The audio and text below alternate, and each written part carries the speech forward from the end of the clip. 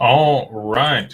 Happy Wednesday night. Hope you guys are doing well. I'm going to run it up in the chat here for the first little bit on this one. And then we have the pleasure of having Ray Fuentes with us to go over what he's been working on. If you guys don't follow Ray or know who he is, he used to be the community director for Link2, and now has stepped out on his own. He still does a little bit of work with them, but runs a marketing agency and helps people in private equity or digital assets make sure that they're looking good on YouTube and other social media platforms.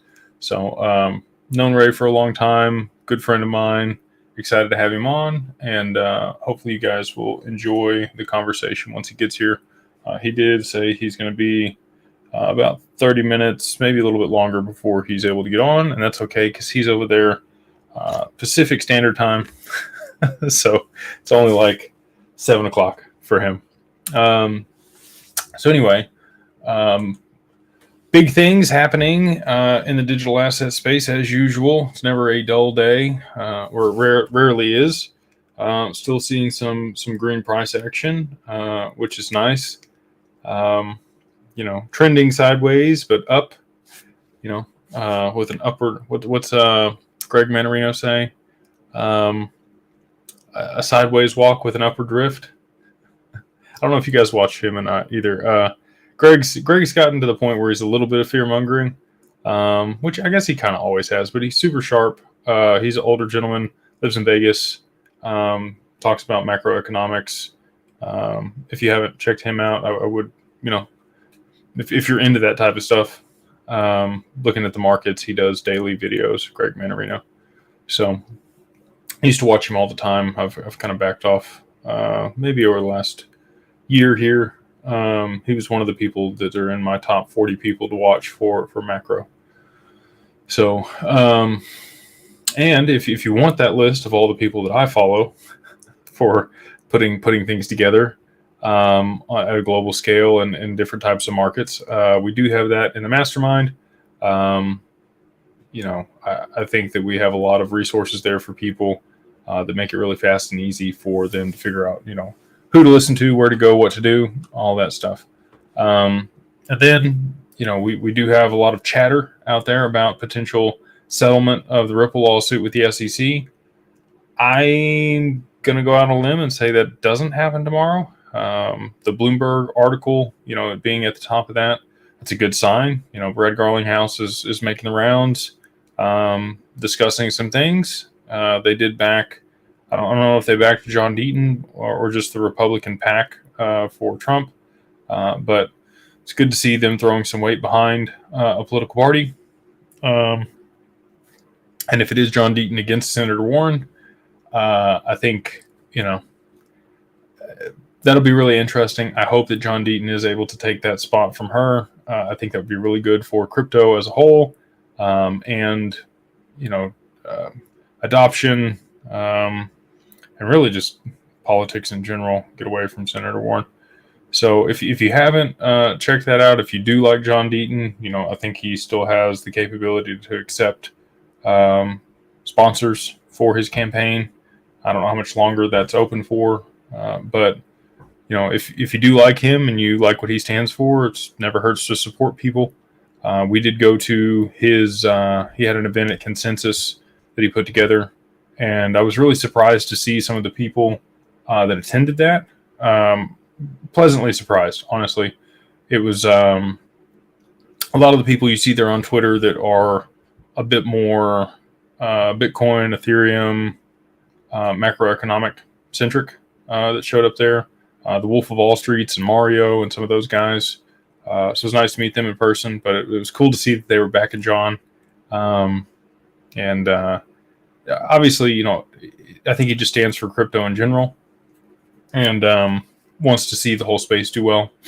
And, Trump came out to say it today and also said that he wanted that he didn't want one country to control Bitcoin or crypto. And he wanted to make sure that the U.S. was involved with all that. So again, it's become a very political, polarizing topic, and I think will drive some voters to the polls this November one way or another. To I mean, if crypto's your issue and that's what you're voting on, Trump seems like the guy for that. He is going to speak at the Bitcoin conference. I don't remember if that was in what state it was in. I think it's on the 26th or 27th of this month. So haven't seen Biden looking to do any of that. He did post that he is sick on Twitter today. I don't mean to smile at that. It was a very simple comment. I don't know if he actually posted that or somebody in his camp posted that or if his account was hacked or what's going on there.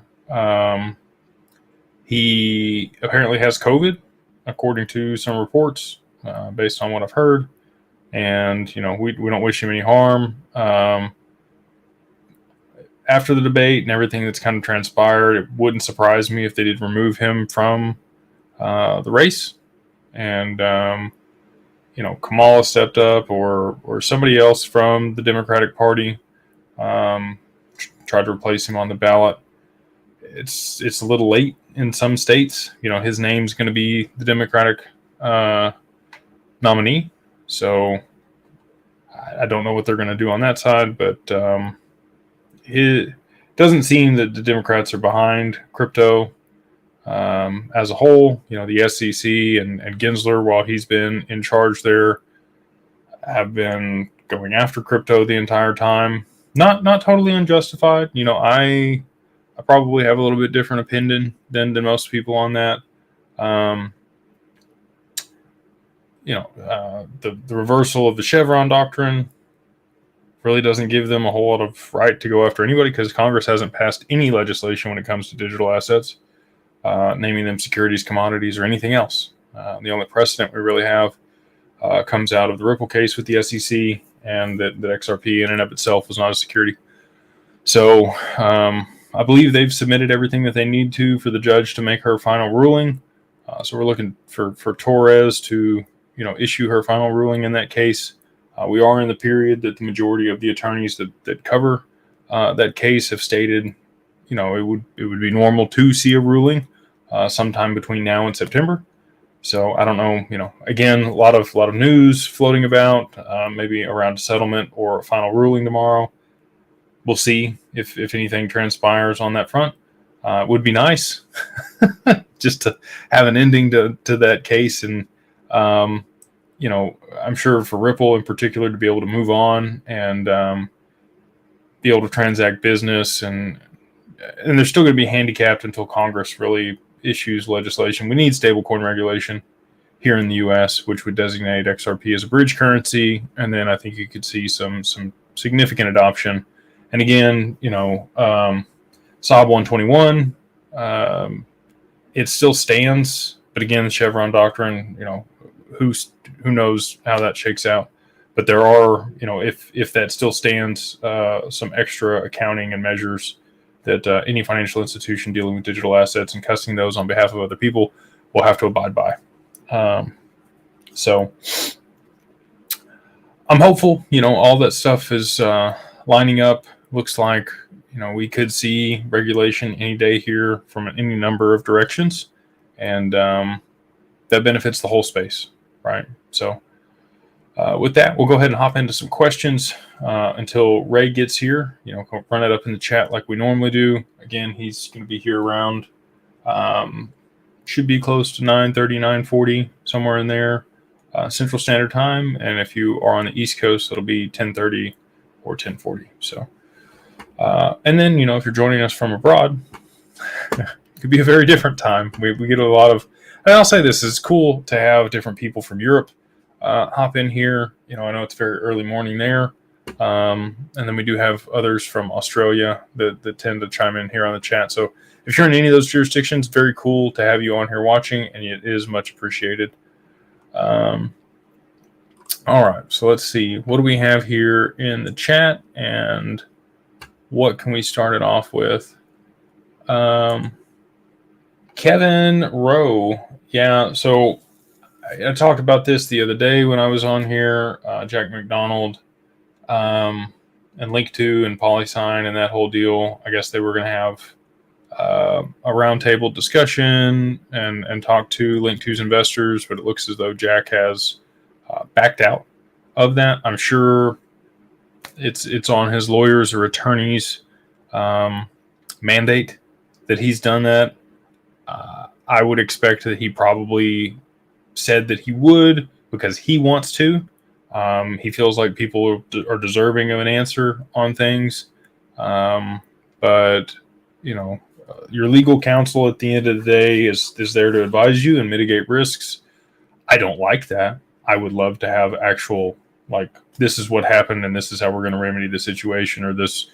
I'd just like to know the outcome. I think people are mad that there's uncertainty and really there's just been no communication on their front. And I think people just want something. They just want to know what's going on. So hopefully they're able to communicate that. Maybe they'll put out a public statement now that he's backed out of this deal. And if I'm made aware of any of that, I would definitely, make you guys aware of it too. BatTech has asked me my thoughts on XLM. Stellar is a company that, utilizes Hyperledger and XLM to be able to compete for peer-to-peer payments and merchant payment processing. They have Sorband smart contracts issued on that network. There's a lot of interesting projects like Stronghold and Velo over there. Everybody that we've talked to that has implemented Hyperledger has used Bosu, however you want to say it. And they are, larger enterprises or institutions, but it's their public facing component that they're using that in. I think peer-to-peer payments, XLM will be huge. I think that they could eventually end up taking over the SWIFT piece. If it is, a peer-to-peer like Western Union payment that you're sending your family back home, I don't think they'll get the high value enterprise payments. Maybe it'll be like $10,000 or less that goes over that network. That's kind of my anticipation. It's kind of lower value payments or micro payments that network in particular ends up winning. So I think it's very useful. I think that Stellar has a good product and that a lot of, good things for people to use will be built out on that network. Again, look at Velo.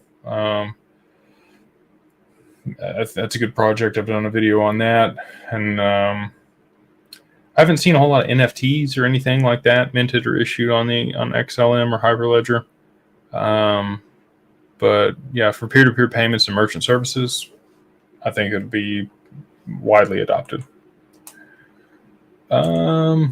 Xavier says, if no settlement tomorrow, where would you say the price action is coming from? Just out of curiosity, from the wise JC himself. Wise is knowing the long-term ramifications of your actions. Sometimes I try to be wise. I'm not always wise, but I appreciate the kind words.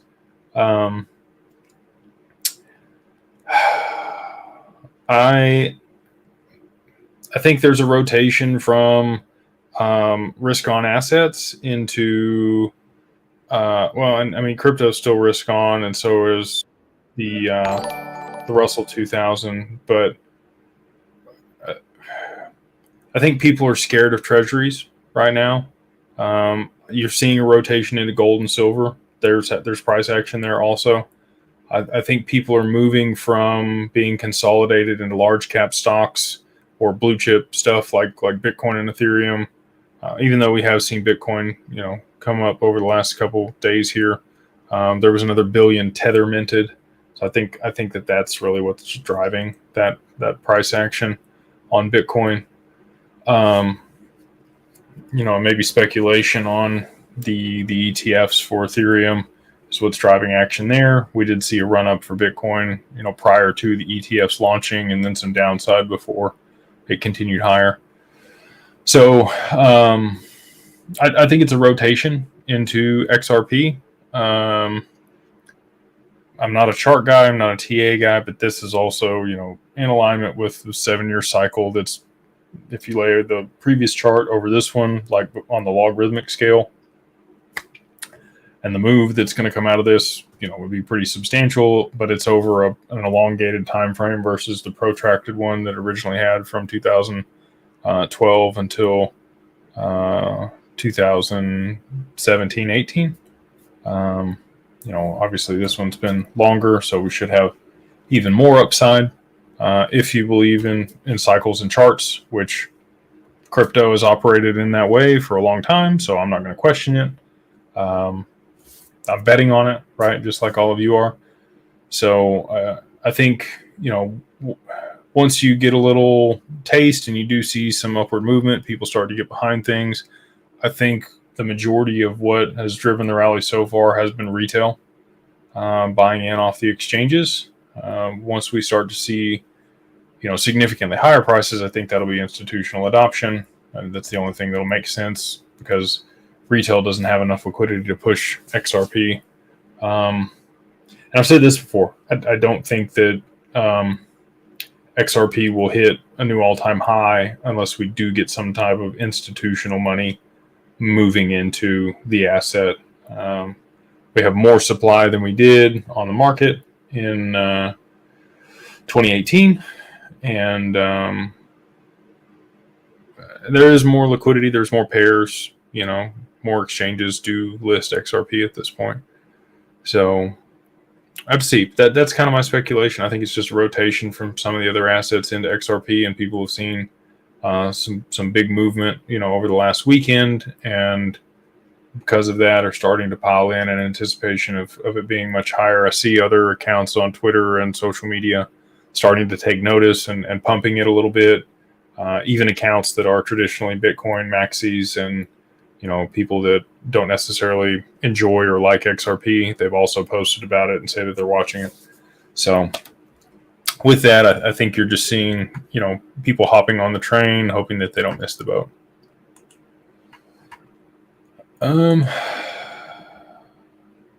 Same thing, John. Yeah.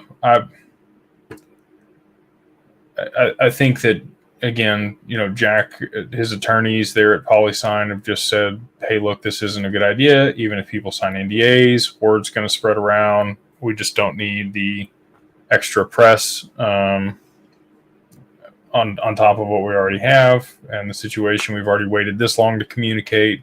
Let's just put out a formal statement for people and not do one-offs and have to have a bunch of people sign NDAs and things. So I'm hoping that they issue some type of public statement since Jack has decided to back out or bow out of the call this week on Thursday. Mando, what's going on, brother? He says, happy Wednesday, boss. Appreciate all you do for free. Like he says, hit the like button. if you haven't already, it does help the algorithm, and it is much appreciated. He said, what are good real estate resources for beginners trying to preserve some new money? Wink, wink. You can think what you want about Grant Cardone, but this is a good book here if you're looking to get into multifamily. He has a very large glossary in this book of all the different terms and definitions of stuff that you would need to know if you're going to look to get into real estate. Explains it really well. It's well put together and well written. And then at the back of the book, he has like 8 of the deals they've done where he explains the IRR, the cash, the debt, financing, the service, debt service, and what he looks for in primary real estate. They do a lot of bigger deals in primary real estate. I like secondary and tertiary markets for multifamily, where you can fix things up and increase rents and get a little bit higher cash on cash. So you have some cash flow and it's not just servicing the debt while you're waiting for appreciation. But Grant has a good team over there. That's a resource that I would look at. And then I would try to find, it depends on what type of real estate that you want to get into. You got raw land development, you got industrial, you've got commercial, multifamily, residential. You can do wholesale, short sale, flips, value add, condos is another thing that we have access to. So really just depends on what type of real estate you're going to be looking at and where in the U.S. You might, there's a bunch of different YouTube channels that focus on real estate. That's where I always start when I'm looking to learn something new is YouTube. I know that sounds simple and kind of silly, but I really do think, there's a lot of experts out there that put out information for free on a lot of different things. And if you can just take the time to listen to those podcasts or interviews or whatever else they've done, where they've gone over their expertise from, the last 20, 30 years of whatever they've been doing in an industry, you can really get a lot from that. And then if you need more, join a community or a mastermind that's built around that topic.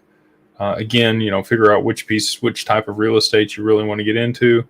I went to a conference for Jake and Gino last year. They have a great mastermind group where they help people get into multifamily. They show you how to run deals and syndicate deals and do that type of stuff. And then, depending on, I don't have anybody for commercial offhand, but that's another good play. There's in growing residential areas where a lot of people are moving to, especially here in Texas or Florida. If you're buying up real estate and putting in, little shopping centers and renting those out, maybe you even have, a franchise or a small business yourself, and you put it in one of those locations and rent the other ones out, and then your rent basically pays for the property and pays for your rent for your business on that property. And you sell whatever you're going to sell out of there. There's a lot of ways to go about it. Raw land development's huge. I have some people in our network that's what they do. It's all for multifamily. And they pay 66 or 67% returns over 3 years. So there's all different kinds of ways to get into real estate. You may even know somebody that's been doing it for a long time. If you can find a mentor, those are invaluable. If you can find the people that have been doing it for 20 plus years and have been through the GFC and, maybe started somewhere around 01 to 04, they've been through a lot of cycles. They've seen a lot of stuff. Those, like I said, those people are great. I've got a guy that's done that in every single one of those spaces. So multifamily, commercial, raw land development, industrial, and on the residential side as well. And those are the guys that I go and talk to when somebody sends me a deal, or if I'm looking for deal flow, I just hit them up because they've garnered enough attention and have enough connections to be able to be like, yeah, we got this one. I've already looked over. It's a good deal. It's something that you could present to your investors and other people. So I know I rambled on there, but hopefully that's valuable for you and helps. Let's see here. Edward says, I'm looking to buy more XRP. Do you believe it will drop below 50 cents again, especially with another Black Swan event? No idea. I mean, you had, it'll be 4 years this December to buy XRP below 50 cents. A bunch of that time, probably, at least half that time was below 50 cents since the lawsuit's been filed. So if you're not on the boat and you hadn't got enough yet, I don't know that you're going to see those prices again, but you could. We definitely could move down from here. Again, I'm not a chart guy. I'm more long-term macroeconomics. So to tell you if we only see upside from here, or if we do see one more dip, I can tell you if we do see one more dip, I'm in the same boat as you. I'll probably pick up some more, but bags are packed, ready to go. Either way. Living Legacy. He's always wonderful to do this. Like I said, if you haven't smashed the like button, it does help the algorithm, and share the video with somebody if you think it's worth their time. Honest Aim, thank you for the super chat, brother. He says, thanks for all that you do. Hair's looking good. And it's starting to thin out, like I said, but hopefully that comes back in, at least the main line. is staying. He said, do you think BlackRock and Ripple have a long-standing deal that would make Robbie Mitchnick's move to digital assets chief make sense? Yes, I do. Denny, I think that there's a lot more going on there than you think. I would say that I'll just put it this way. So BlackRock is in the business of repackaging debt and solutions for the GFC. Like, that's what they've done over the last 16 years here, since 2008. They were tapped by the Fed and the Treasury, brought in to make sure that things, they could take all the bad debt that was involved in the GFC and then roll it into, match it with some good debt, package it up, send it out, and like eat through that over time where it didn't cause a giant collapse in the economy. If you needed something else to offset debts that wouldn't require revaluation, you could just use it and you would see price appreciation, and it might sit on a bunch of balance sheets that had bad liabilities that needed to be written off. I think XRP would be a great tool for that. If it does what we think it's going to do. And if that's the case, then, significant appreciation there would offset debts. And, more and more assets that were tokenized on that network, cough, cough, securitize. and what they're doing there would be beneficial, because then the asset would appreciate. You could continue to draw down debt against it and purchase items and move those on chain that would then, add more value to the network and cause the price appreciation of the token that you drew the debt against. That's kind of the game that we want to play with our clients at Digital Ascension Group. We want to use the asset and tokenize a lot of the investments that we're looking at through SPVs and bring those on the network and drive price appreciation of the token to be able to use the AMMs, bring more liquidity in, and then, rinse and repeat.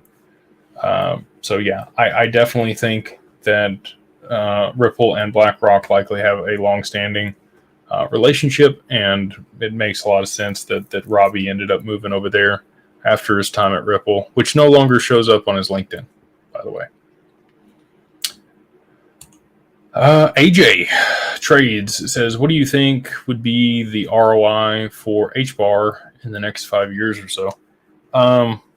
Like I mentioned before, HBAR is my probably second favorite asset for ROI outside of XRP. And I would say significant upside. The people that sit on their council, Google, Dell, IBM, Boeing, SoftBank, and more are coming. More big players are coming. I think the majority of Web3 dApps probably get built out on that network. I know ICP. Somebody asked me about ICP.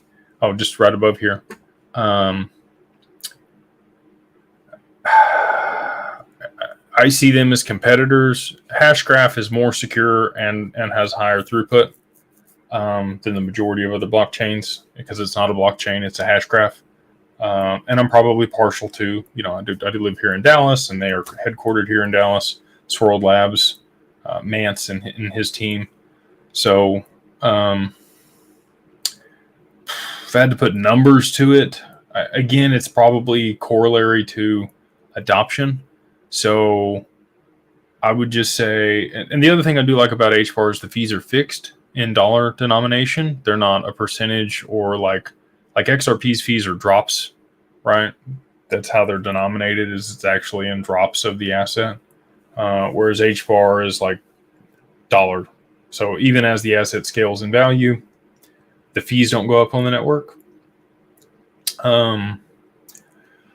If you saw Google launch wallets associated with all the Google accounts that they have which they already have Google Wallet, by the way.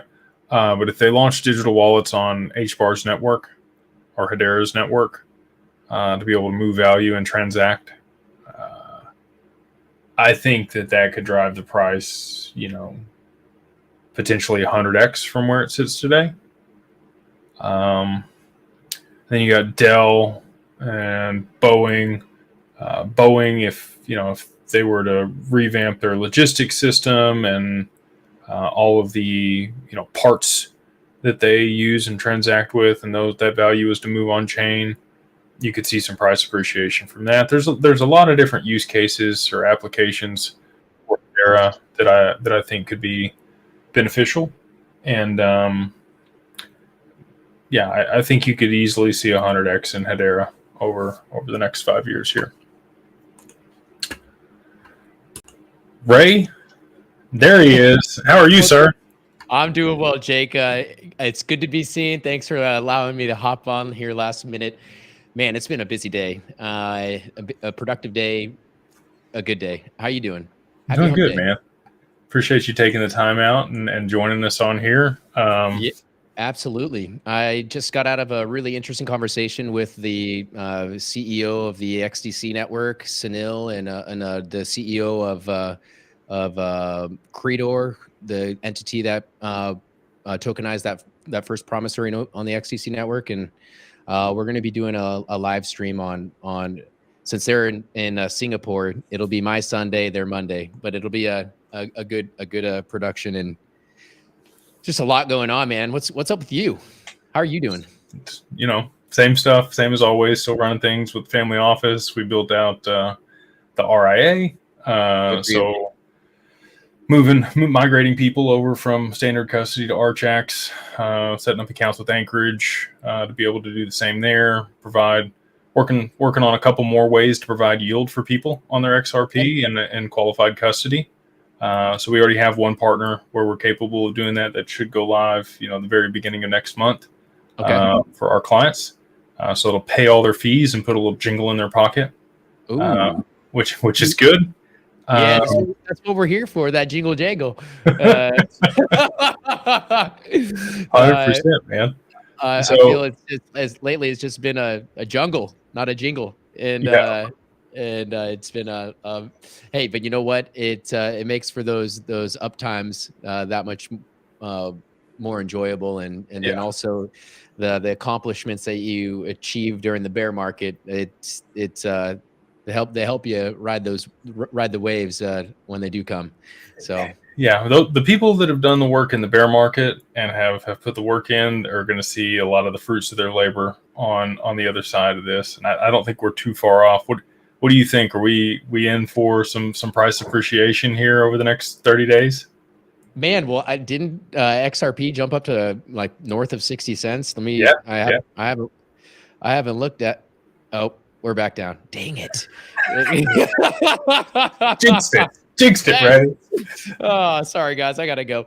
But anyways, you know what? I think I think we're gonna see a little uptick in the market. I mean, shoot, even if you think about it, XRP touched what 39 cents. For some people, they're close to. I mean, they're almost double your money. Yeah, if you got in. Yeah. I mean, if you were the banks, what?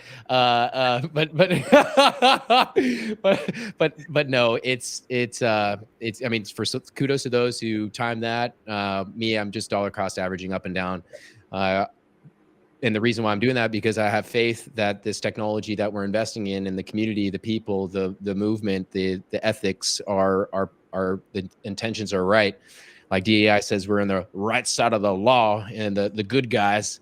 But again, I think people have the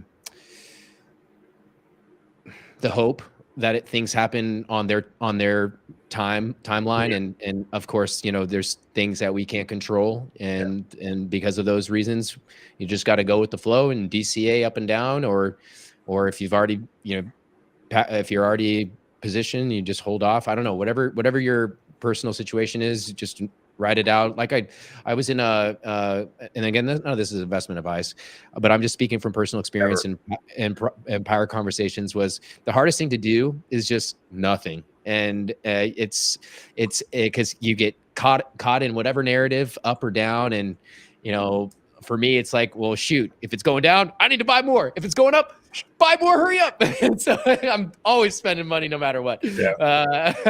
But regardless, though, it's great to be in this environment. And man, Jake, like, with this whole weekend or what occurred over the weekend, and people believing that maybe there's some divine intervention with just being off by that much, and how that could have changed the oh my God, yeah, direction of the world. And but anyways, thankfully that didn't occur, and hopefully because of just the communications, or you can say lack of communications, depending on where you're looking at and where you're where you're absorbing some of this information and content, it should hopefully at least maybe poke at your bear, or poke the bear, peak interest, or some type of curiosity, at least to hear the benefit of the doubt of the other side or whatnot. I'm not here to talk about right or left, because ultimately I think regardless of that, I think the tech is here to stay for crypto. Yep. And distributed ledger technology, it's not going anywhere. We're already paying taxes on it. We've already got thankfully a president, or a future president, that if he makes it, is going to be pro crypto. Yeah. And so, but at the end of the day, like for instance, with SOB 121 getting vetoed, which would allow banks to, or I think it was to custody, and then also for me, it was what I thought was very interesting on some of the language was how the banks would treat the asset on their balance sheet. Yep. And for me, I thought that was, very interesting and thought-provoking language that was injected in that bill, because ultimately here we have Ripple, who has, they report that asset on their balance sheet as zero. And so if they were, required to do so, then that would, that would completely change their valuation too, and how others have to navigate the market potentially. Yeah. So when I got to see Brad Garlinghouse speak at Consensus, and he put the escrow in his valuation for Ripple when he spoke. Really? Yes. And he's always been very specific to say it's at zero value on their balance sheet, and that they didn't involve it. So for him to pivot on that and include that, just a couple months ago, I was like, something's going on here. There's different. There. Yeah. So the escrow was included in that, in the numbers. He did at that time include the escrow in the valuation for Ripple. What was that valuation at? I think at the time XRP was like maybe 40 something cents, low 50s, and he said the valuation for the company would have been around, including the escrow, which would be, and he said it that way, including the escrow, another 27 billion. And I was like, okay. Okay, well, that's good to know. Curious on as we speak about the valuation of XRP versus Ripple. I was having a really interesting conversation with a friend of mine, a mentor, somebody that's, I would say, respected in the industry, and we were talking about the potential valuation of Ripple in the event, Ripple were to take at least the same size, or become the same size of what Swift is today. Mm-hmm. And so if Swift were valued at 45 trillion, let's just say for round numbers, and you were to take the total amount of shares issued by Ripple, I believe, let's ballpark it like 180 million. Yep. And then if you were to divide that 45 trillion by 180, you're in the ballpark of like $220,000 per share. Do you think that's even accomplishable, or are those realistic numbers? Is that a situation that you think could really occur? So I don't think Swift is going to go anywhere. No. But I do think that they are going to have to adopt a settlement layer. So that their options are R3 or RippleNet. Like, that's their options. And for those that know, R3's primary settlement mechanism, if it has enough liquidity in it, is XRP also. So I think that those numbers are a bit high. 45 trillion is probably a bit more than I mean, who knows? That'd be great. It'd be like a Berkshire Hathaway. That's exactly right. Type stock that you're getting in now. I mean, they've acquired standard custody. They've got all these. They've got the trust bank. They technically are a trust bank now. They've got Medico, which is the custody solution. They've got all these payment transmitter licenses. They've been approved to be able to utilize XRP to settle financial transactions in almost all jurisdictions aside from the U.S. I think they're poised to have significant adoption. I'm excited for the case to end. We were talking about that a little bit before you showed up, and okay. I think at that point that we'll get to see some of these partnerships that they have. The 1,700 pre-allocated contracts that they have for the escrow. I think would bring a lot of, like, if you said, hey, we're partnered with Google, Amazon, Meta, like. Yeah, I think the word's confidence. Right. Yeah. And then you get the speculation. So if they did do a direct listing, which I think is likely, I think the price would just continue upward. And if it's in a tokenized stock market, they never have to do stock splits. Interesting. So they don't ever have to reissue shares. You just have, down to the 1,000th of a share that you could purchase. Do you think that there is the possibility of stock splits? There's always. I mean, you got to make things affordable for people, right? Like that's been the whole premise up to this point. When a corporation gets north of $2,000 to $4,000 per share, they normally do a stock split, and they'll do like a 20-to-1 or a 10-to-1, whatever makes it affordable for people. Drop it down to like $40 to $50 a share again, and then the average investor can buy one share. But when you have fractionalized shares, you don't have to do that. You can buy fractions of a share. I'm excited to see if BlackRock and Citadel roll that out here for the Texas Stock Exchange when that's launched later this year. If it is on, distributed ledger technology, they'll have that capability. And I would look, I would love to see a Ripple direct listing or IPO on the Texas Stock Exchange if it is a tokenized stock exchange. And I do think that would probably be the highest, value IPO that's ever happened. Saudi Aramco was at $59 billion at their IPO. Wow. So if Ripple was, 100 billion or 200 billion or, some of the crazy numbers you just mentioned. I don't. Hey, well, that's probably in a future way down the road if that were ever to occur. But it's just because with all the, I'm hopping into a few different live streams talking to various contributors in the space, and you hear philosophies or ideas that, for instance, if we're to tokenize the debt, what would the world look like, that the financial landscape look like if we were to be tokenizing the U.S. debt, and what would be one of the contributing factors to get us to that type of occurrence if it were to occur?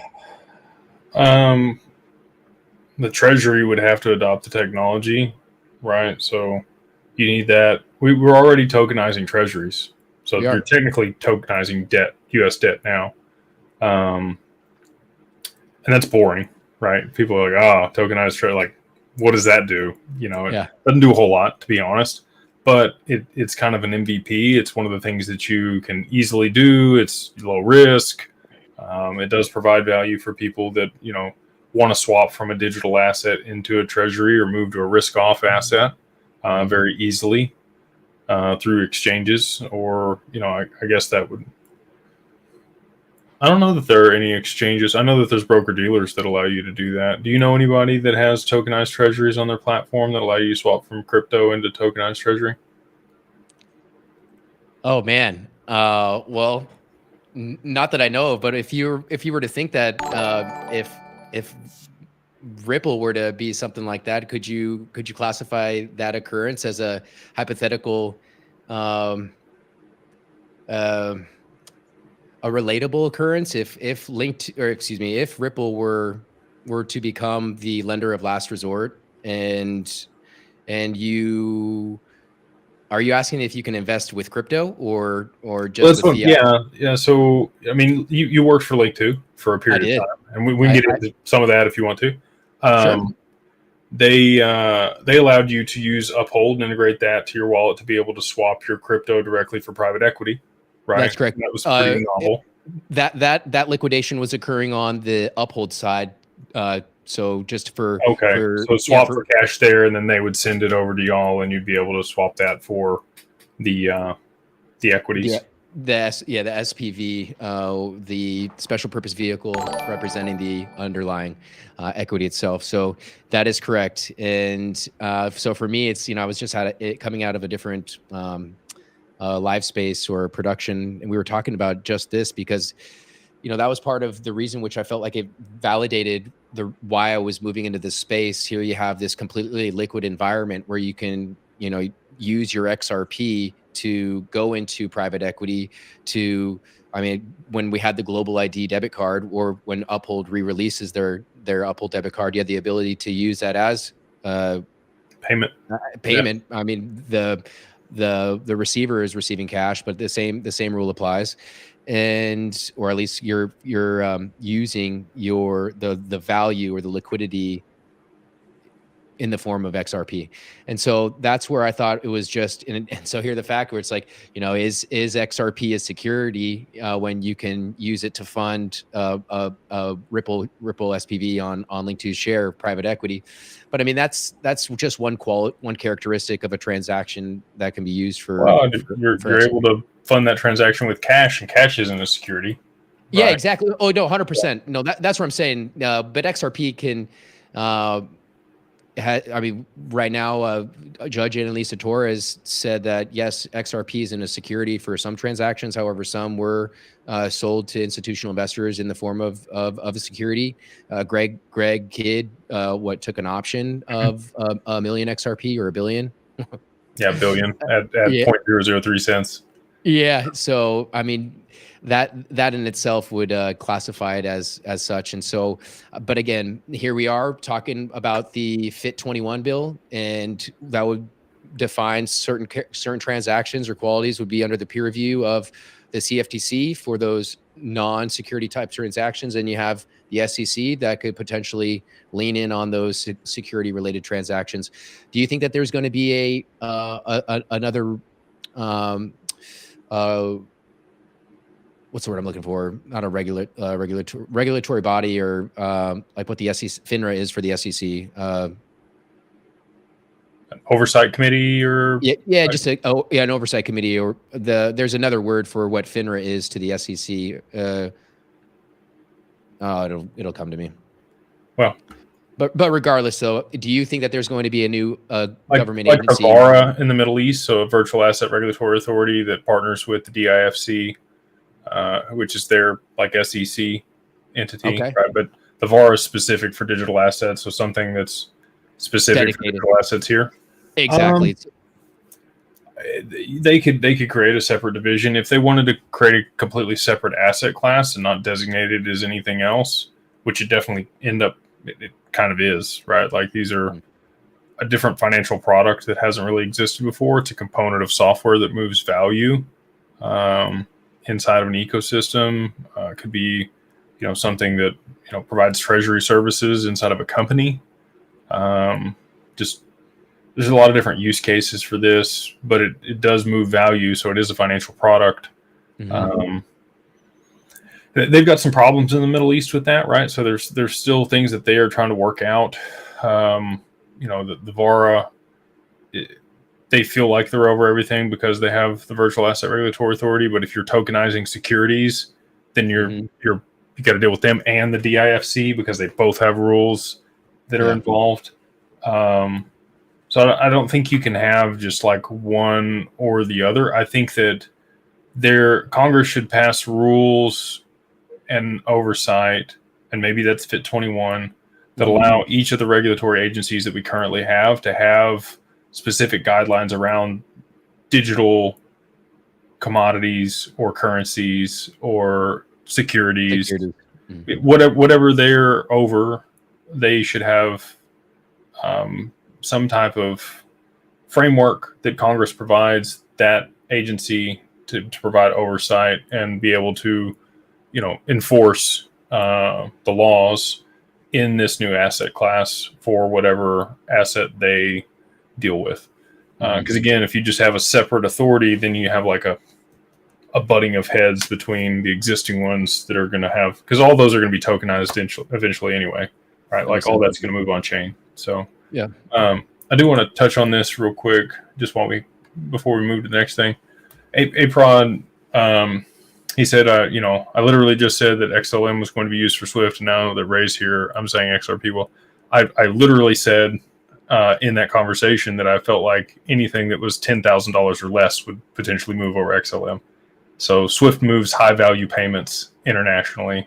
They may move some lower value payments, but that's for a Wells Fargo or MoneyGram type situation, right? And that's why you hear that XLM would serve the retail versus XRP serving institutional, which is exactly what I stated. So anyway, I just wanted to clarify that for people, because if one person asked it, there's probably other people that thought the same thing. Yeah. Thoughts, Jake, following that? I mean, Jesus, what's his name? Excuse my language. Not Arthur Praise Brito. Jesus. Yeah. Not Arthur Brito. Who's the gentleman that did Mt. Gox or founded Mt. Gox?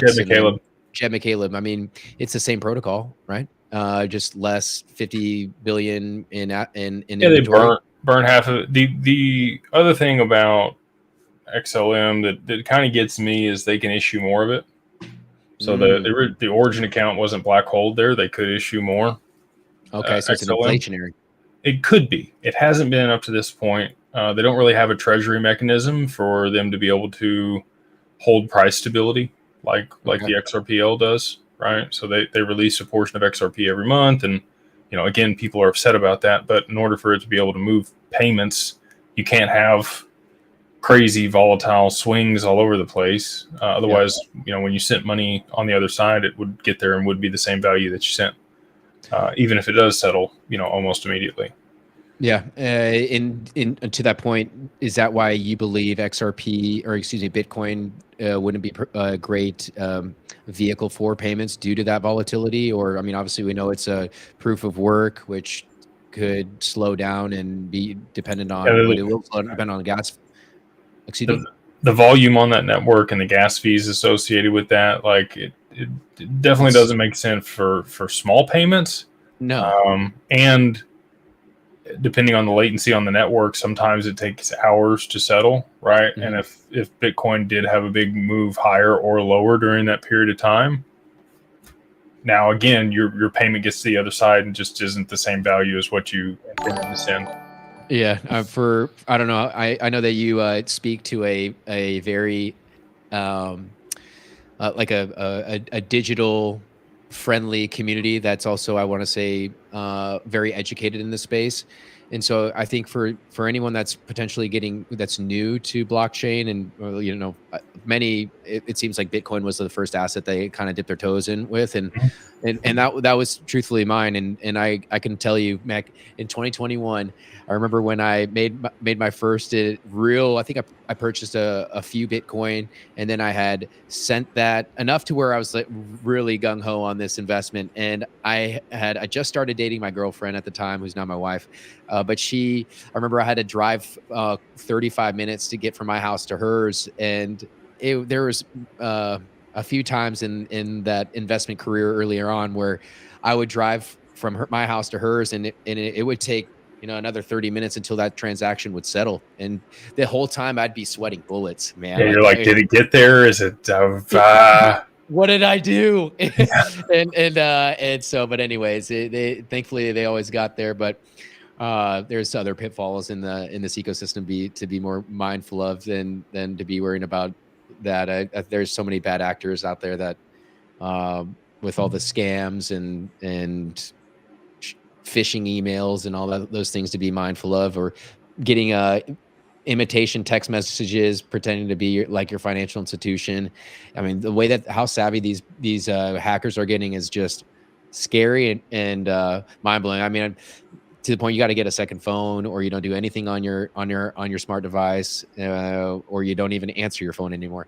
But those are kind of the occurrences that I feel like I've been occurring, at least in my domain, more often than not.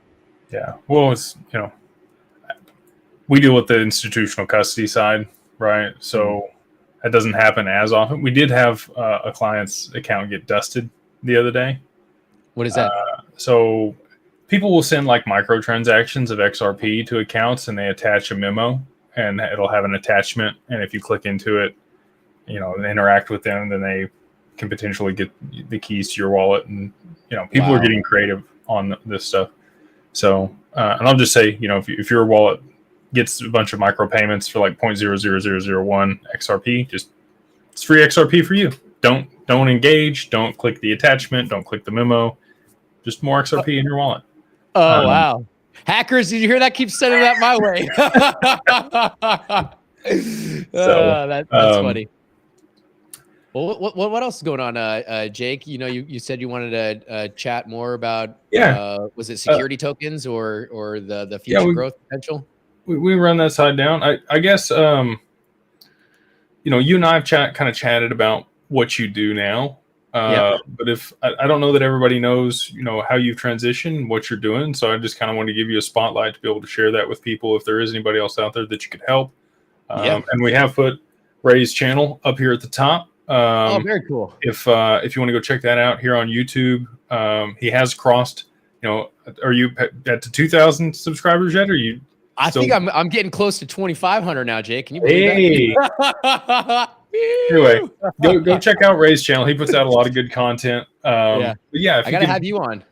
Yeah, I would love to. But if you just want to give people kind of a rundown of, you stepped away from Link2, what's Ray Fuentes doing now, and what is the brand that you have on your chest there? Exactly. I was gonna say I got the RF initials firing on all cylinders, 24/7, 365, which is it's I like, as mentioned, I just came off another call, and I really, it was hard for me to get off of the topic of pursuit of passion, because ultimately that is what got me to Link2. That is what now has led me to here. And that's really what I'm just following is what is one making me happy? What am I good at? What do I enjoy doing? With starting any company, you're going to grind 24/7, 365. And so I felt like, hey, I believe I provided Link2 with all the utility that I could provide them with at that specific stage of their growth cycle or life cycle. And so no disrespect to myself, because really, it's like, I'd love to say, hey, I've got all the experience to help them as they trot into the public markets. They made an announcement that they are doing a reverse SPAC merger. So, but to the point is, there's I think there's a perfect CEO out there that could maybe fit the perfect part of the life cycle of the company. It may not be Steve Jobs the entire time. It could be, somebody coming in for, maybe Brad Garlinghouse won't be the CEO if Ripple went public. Who knows? And so I'm not saying, and I don't know anything. I'm just saying, just throwing the thought.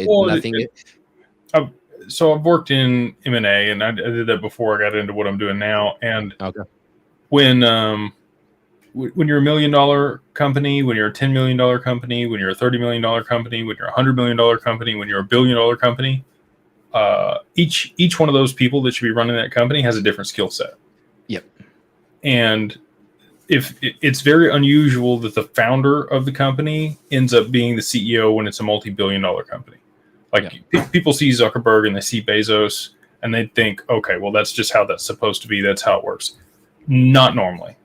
Normally, you get to the point where you've scaled the business enough that it's generating revenue. And it's normally around that 30 million point, because you have enough staff underneath you. And you were like the culture, like you've held people together at that point.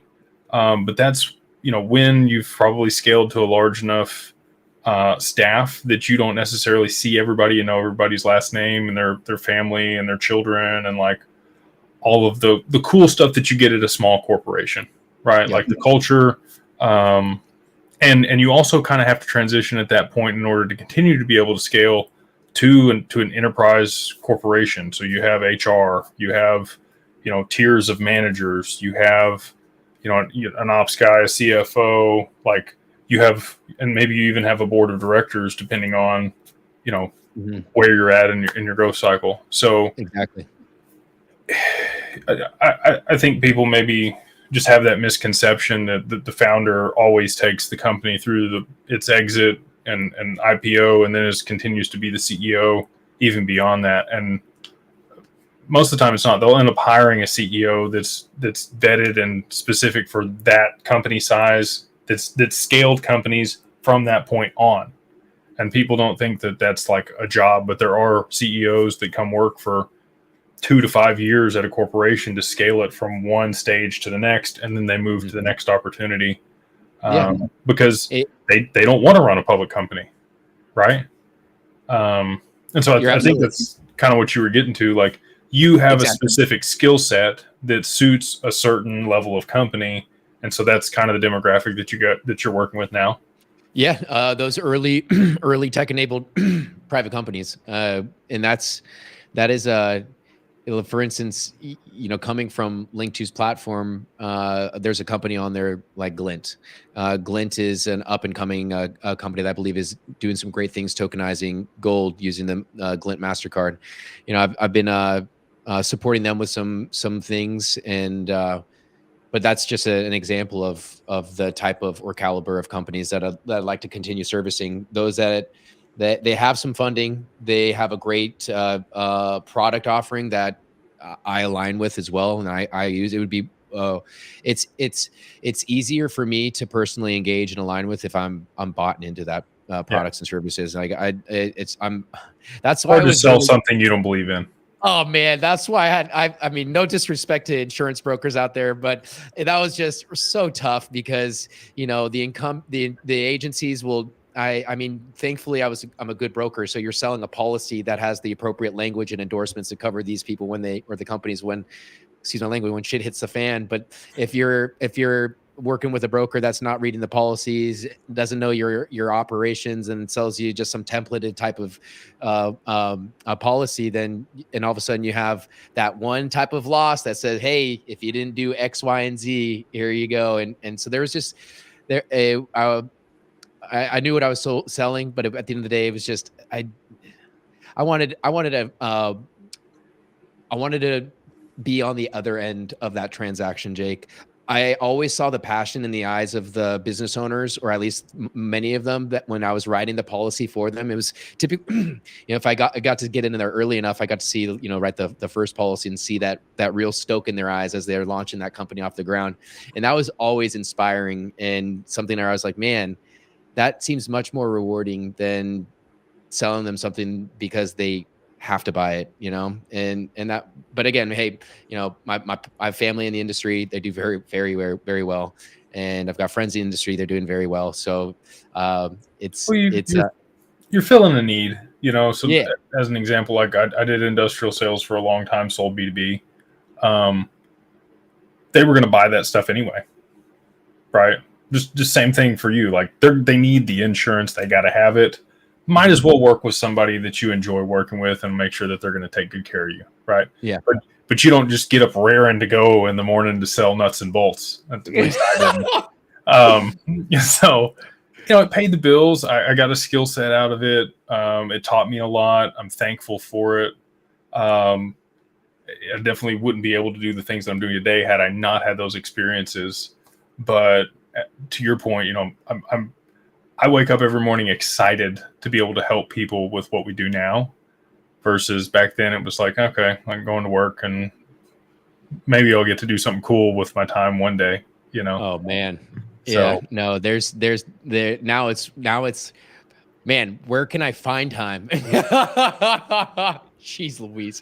But I've been knowing that I'm at the helm of this operations, and I can do what I want with my time, I have to be more intentional with spending time with my fam. So that's what I've been at least making sure that I've been going swimming with my daughter, every day. She's what, just turned 3 in May, and she's now pool safe and she's doing great. That was just one thing I wanted to do. I really wanted to teach her how to swim first, and so that I'm thankful that I got to knock that off the to-do list. Next is the bicycle, and then but regardless though, I still need to make sure that she's fed, and that starts with me growing this business. So one of the toughest struggles, or what I've been doing as of late, and then I'll get to tell you some struggles, or if you'd like, is so I've been interviewing. I really enjoy, obviously, talking, and so I enjoy, and I also enjoy learning and just discovering more about what's going on in not just, obviously blockchain, but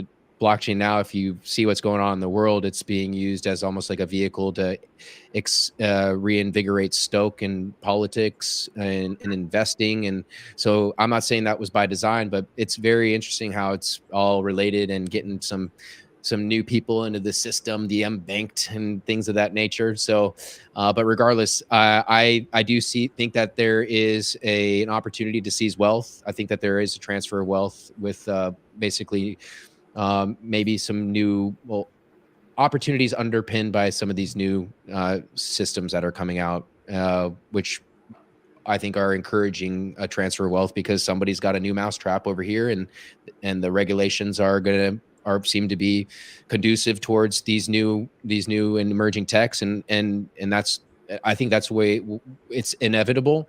And so I'm as much as, man, this weekend was very it was scary, it was sad. As soon as I saw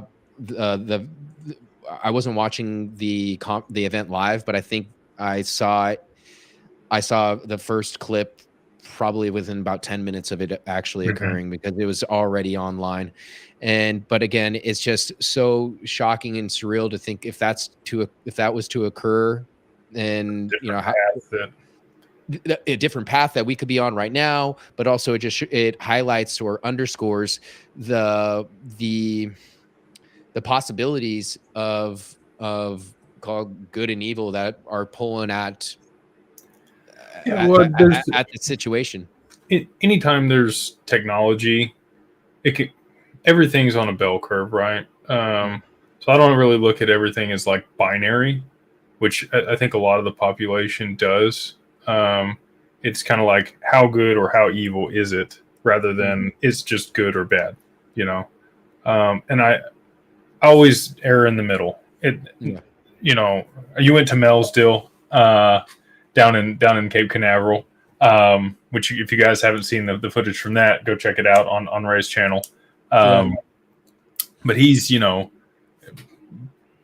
on one side of the fence, very much so, and I really like what he has to say, and I've been on his show multiple times.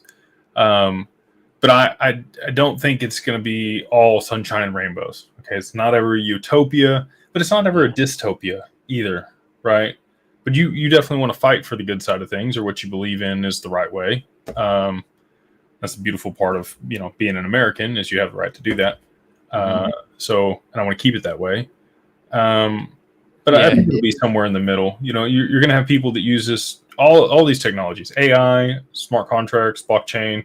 I mean, you see the meme tokens and all the other stuff that's been put out. Like, within like 5 minutes of that happening, it was like President with ear was an NFT over there on Solana's blockchain. No way. President without ear. And I'm like, you guys are like, how far down the degenerate hole can you go? Wow. Wow, man. That's anyway, people will put out whatever. So did you get some of that ear? Yeah, I definitely bought them without ear. I'll send you my wallet after this call. You can give me those microtransactions. Yeah, man. So anyway, I think that we're going to see a lot of fantastic growth and benefit from a lot of this stuff, but there's still always going to be like a dark web or a darker side of things, how people are leveraging this technology and even continue to technological advancements. And you tend to go through a period of criminals and people that are doing illicit activities tend to be the earlier adopters of advanced technology. Because it gives them an edge, right? And it's not regulated yet, and so they can do things that they otherwise wouldn't be able to in stuff that is more regulated. On that topic, do you think that also was that understanding was leveraged against those bad actors? Because if there's a way of monitoring, then these transactions. Yeah, all this is on a public blockchain, right? So you could incentivize or make people, it's like WhatsApp, right? Like people think that they have this anonymity when they're transacting or talking on WhatsApp, when in reality, like they're just aggregating all that information, and the authorities have a backdoor to that. So I think that there was definitely people that were led to believe that Bitcoin and Tether were outside the purview of the U.S. government or regulatory authorities or the other authorities that exist, and that they were able to transact with anonymity, when in reality it just documented all of it. And that's what I think was potentially that was intentional. Purpose. And I think that's there's a lot of people that believe that that blockchain or crypto digital assets was created to be to circumvent the government or to liberate you from the man or whatever. But I think that I think these systems complement the incumbency or the banks, and so I would rather, I'm coming from a very traditional background. Call me basically a boomer because I worked alongside insurance brokers. So I get that, if the central banks are going to lose power, they're going to go out fighting first. And, I could say I don't see that happening until all of a sudden, I don't know what happened over the weekend, whose intentions or what was going on there, but hopefully that wasn't anything related. And I was completely inspired by something, evil and again, who knows? Have you seen the photo of the shooter next to Senator Warren? No, I haven't. Is it? They look a lot alike. I don't know if that means anything or not. It was just interesting. Oh man, that is so bad. Jeez Louise. Yeah. Well, I mean, isn't he a BlackRock employee too? I'm kidding. Edwards put one out here that says, how can you buy Ripple shares pre-IPO? Oh, man. Can I give a shameless plug on Link2? Yeah, you definitely can. Yeah, or, I mean, what about through... I can't say specifically what we transact with in, or on or, inside the mastermind. But I will say we have had deals for private equity and Ripple in the past. And if it's something you're interested in, again, private investments in the mastermind, I can talk about exactly what we're investing in there. But, if you want to be able to market it in a public forum, you would do something like Link2, where it's 506C, and only accredited investors would be able to participate. Whereas, within the mastermind, we allow non-accredited investors to become sophisticated through the financial education and business resources that we provide, and then be able to participate on the 506B deals that we run there. So excellent. Yes. So in the event that maybe there are no opportunities within your domain for and you've got PolySign, right? So when PolySign, I know it's a sore subject right now. But take it, Jake. Come on, man. Just as an example, though, Link2 was the only platform that did offer that, and so sometimes you get an exclusive deal. We will work with other brokers in the space to be able to find opportunities and get the best price on stuff. Yep. Yeah, absolutely. And I want to say there's some inventory on Link2. I looked at their website this morning, but maybe that's changed because they're there are They sell opportunities through it on their quick. platform. Yeah, there's opportunities on there that are, like you mentioned, exclusive, and with what's going on in the environment of global financial system, with politics looming, who knows if we're going to see the stablecoin act come into play. Then all of a sudden RLUSD gets the green light, and Circle has already announced their confidential S1 or filed it. So I think, and that was in May. Yeah, So it's here been a we little are. while ago. Yeah, Well, but we're getting. they would go the traditional IPO route. I don't think enough people really know about Circle.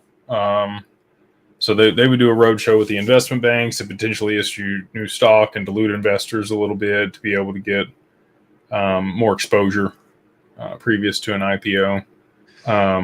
You did have me in a space on a link to call with, I don't remember if it was Alan or Nick Benefato, and they I mentioned think. the different types of liquidity events that a private investment could have. And they made a particular they presented a specific scenario of Bank of America acquiring Circle, which obviously wouldn't happen if they went public, but I think that would be interesting. You think that that's on the table? I don't know why you guys would say it if it wasn't. Oh wow. But maybe it was just an example. I don't know. Alan is French. Maybe there was something going on with his accent or something. I don't know. I'm kidding. No, Alan's a great guy. Actually, he helped me process my first transaction on the platform.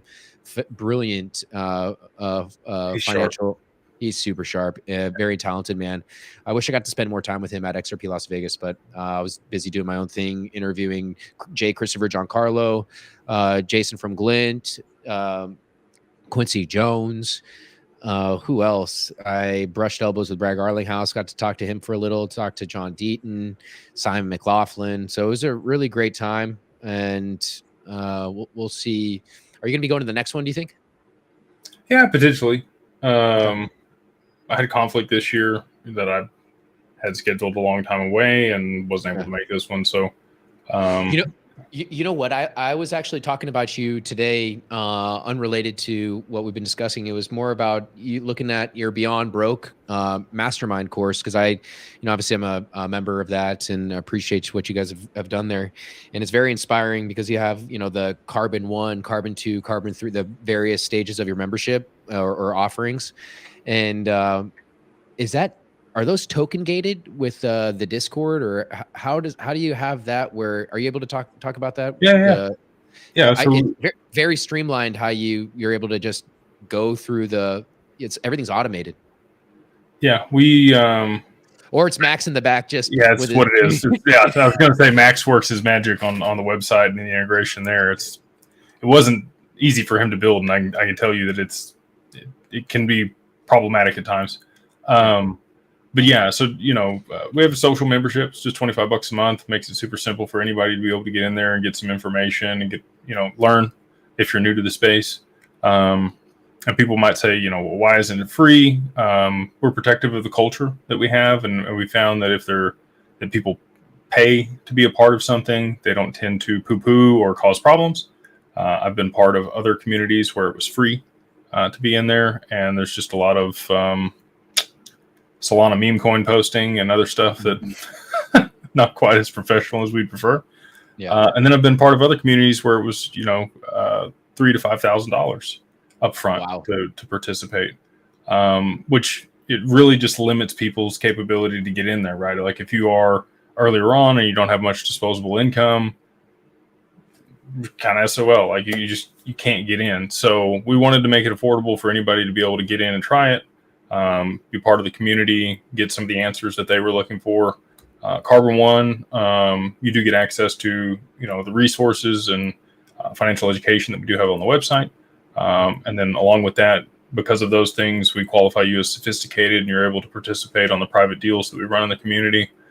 Carbon 2 is more for business owners or people that are a little bit further along, have amassed some wealth, looking to make sure that they're mitigating tax implications, setting up their state correctly, looking to make sure that they're prepared for a liquidity event, whether that's selling or exiting their business or in crypto.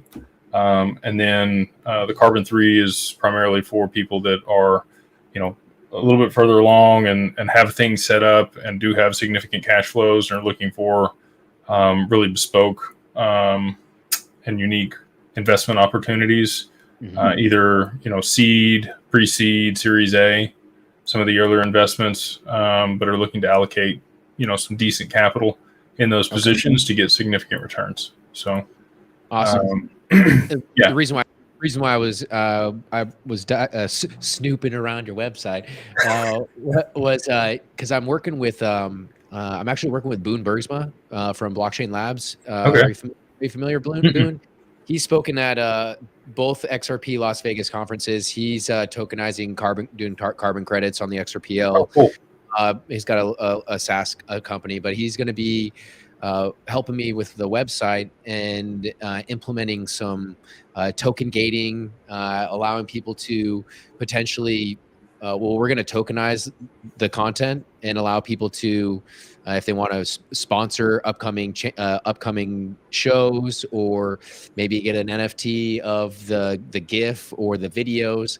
And so it's just interesting of new ways to monetize your content, essentially, using the XRPL. And so, if I'm in this space and I'm constantly looking for alpha and getting it regularly, then why not allow my community to, if they want a piece of it, or they want to just further engagements with some of that content. That's what I'm going to be pursuing here shortly. But it's so cool. I would tell the audience to go to rayfuentes.io right now. I mean, there is a website and it's all developed, but it's not. It's not live yet. The content is not. It hasn't been migrated over those pages and things like that. I'm going to do a little rebrand. I was really inspired by the Gold and Jake Claver, and I that's why full transparency, got nothing but love for you, Jake. I like that. I used the gold in my logo for because I was inspired by Jake Claver. Well, thanks, man. Flatter. What it was. Emulation is a form of flattery. Yeah. That's what I was going for. Yeah, absolutely, man. So, but aside from that, working around the clock on developing that, and then plus with the content that I've been creating, I like to go into some of these productions with essentially a sizzle reel leading into the live stream, so it gives some type of background or paints the arc of the story before we go into it. And so, I mean, that's taken up a lot of time. It's like DAI and Brad, they put out 2 videos a day. I mean, that's great for them. I'd love to do that kind of frequency, but man, those guys got to be so busy. It blows my mind. I don't think. I mean, they've got the intro and the outros, that they slap on the front end to the back end and into the video. Yeah, I don't know that they do a whole lot of editing, and they've done it for so long now that they've kind of worked out their ums and ahs, and they're real smooth. They do a really good job of presenting the news. They go through and find what they're going to have. They have it up on the tabs, and they just click through. And if after you've done, I don't know how many videos they've done, like 10,000 videos, you should be an expert at absolutely running it down. So.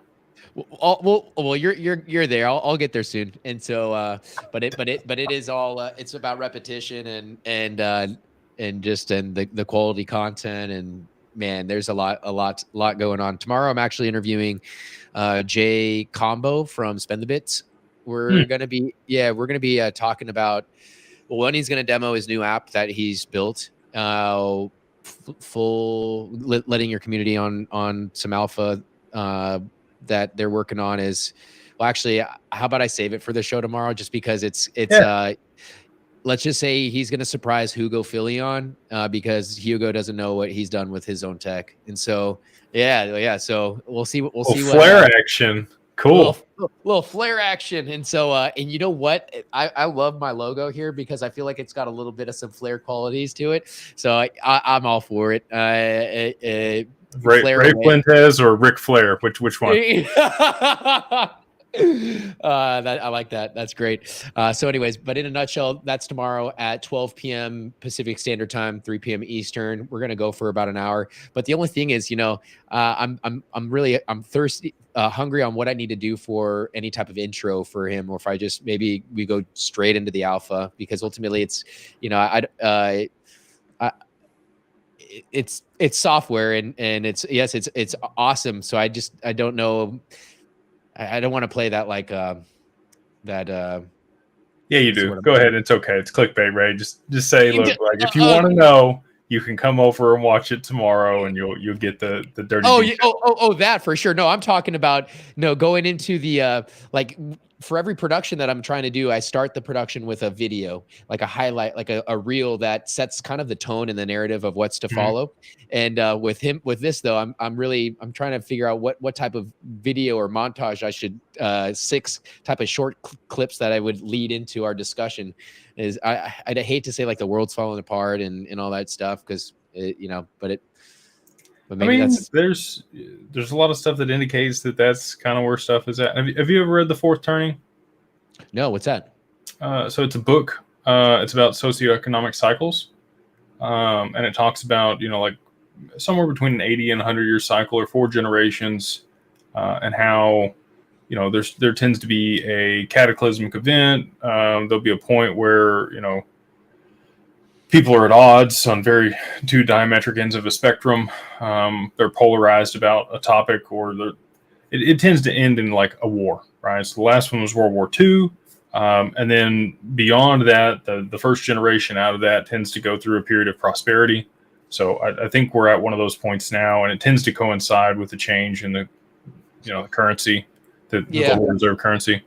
So it looks that way. There's a lot of stuff going on that looks like this might not end so well, but I'm confident that there may be some scary pieces of this, but a lot of it's been sorted through, and I don't think that we're going to see a World War III scenario. And I do think that on the other side of it, we will have a good period of prosperity where things kind of come together and people will move back together, and a lot of the differences get ended. So that's what I'm hopeful for, anyway. Anybody that left California, you can't come back. I'm just kidding. I don't think they want to, Ray. Yeah, it's all good. I understand. I talked with a gentleman earlier today. He was nice enough to fly into Texas to meet with me, and he's from California, and he was telling me about the state taxes that are there, and I was like, he was like, you don't have to deal with that here in Texas. And I was like, you're sure right. I don't. Property taxes here are high, but I don't have to deal with that state tax like you guys over there. No, not at all. And then, HOAs, there's just so many taxes. It sucks. And so it is. Yeah. You guys have any, you got any empty lots next to you, Jake? I do. Yeah. I don't have neighbors for 4 acres either side. So come on. Okay, cool. If as long as I get, if you don't mind me knocking on your door, asking for some chickens or some eggs, I'm all for it. We got the garden. On your point, real quick, but before I lose this train of thought, because when I was tuning into Lynette Zhang, she mentioned about speaking about market cycles or history repeating itself. She mentioned how potentially aligning with your previous comments about coming off of a system caused by trauma or whatever's going on at that point in time, and then leading into prosperity. I think what also what occurs around those times is, we saw similar to 1971 when we were removed from the gold standard. So gold is removed from the system and then re-injected back into the system when the market's ready, or when it needs to. So it's basically validating essentially the new system with gold or whatever more collateral being put on the system. And I think that's where we're going to start seeing occur, or at least I just think XRP is going to touch at least, if you want your funds to settle to your bank, it's going to go through the XRPL. So basically the settlement layer for the banking system. And, there'll probably be other settlement systems or blockchains used, but that's going to be for other utility purposes, look for other jurisdictions outside the US. And I don't believe Tether is going to go anywhere, but they're definitely going to lose market share to Circle and Ripple. And that's what's going to occur. And I put this video out the other day. I'm with you. I don't think Tether ends up ultimately going anywhere, but I do foresee an instance where they're sanctioned and it freezes most of the liquidity in the crypto market. Mm-hmm. And for them to get compliant, I think they're going to have to abide by, sanctions. If they're going to use a dollar-denominated stablecoin and be backed by treasuries, they're not going to allow transactions with sanctioned countries. At least if the U.S. has sanctioned them. And then, that would cause people to no longer use that network and, potentially move to XRP for that settlement piece, which would be great. And then, they would also have to shore up their backing with cash or cash equivalents and remove the portion that is Bitcoin. They currently hold like $4.4 billion worth of Bitcoin. It's like 75,000 something Bitcoin. Oh, wow. So, if you saw that come back onto the market, do the ETFs have enough volume and demand to eat that up? I don't know. I don't think so. So, yeah. I mean, I think with having the ETFs, that does lock up some of that liquidity already, correct? Mm-hmm. We'll see what happens. If there's enough volume for other people buying on the ETFs, right, then they've got to pick up more off the market. But if you saw a sharp downturn in Bitcoin, people have hodled better than I thought they would already. Like we've been through, we went up to 69, then we pulled back to in the 50s, and we really didn't see a big dump of the ETFs like I thought we might if we did see a drawdown in the market. We haven't seen a flash crash yet. We haven't seen 30 to 40% downside in one day on Bitcoin, which has happened many times and normally happens in bull cycles. Yeah. And so it was interesting because I was looking at Uphold's app today and it said that Bitcoin was up 100%. I don't know if were their numbers off, but I felt like some of the figures that I were seeing, it was showing that XRP was down, but after a gain, the numbers were off. Something was going on today. Did you notice that, or was that me? I mean, I got a lot of notifications that my XRP was up multiple times, but nothing on Bitcoin. I turned off notifications for Bitcoin, so I don't know. Okay. Oh man. Well, yeah, we'll see what happens. I'm interested in, again, not to bring up tomorrow's conversation, but Jay was one of the first guys to move Bitcoin across the XRPL, or at least when he showed or demoed that at the XRP conference. Is it like a wrap token on the XRPL? I think it was similar to like Lightning Network. You would just use XRP to move that value. Mm-hmm. Yeah, interesting. So, how about I ask those questions during the call tomorrow, and then I'll let you know. Is BTT like how does that compare to the Lightning Network? Is it a similar function or is it different in some capacity? I'd be interested on that. Okay, I'll let you know. Lightning Network. Other than that, Jake, what else is going on, sir? Just working on what we've been have been for a while. We talked to you CoinAlts last year about Syndicately. We finally should have working software. I'm hoping, I don't know, like you're developing this website, right? And I'm sure with what you're doing there have been some delays or frustrations that you've gone through. To be able to go ahead.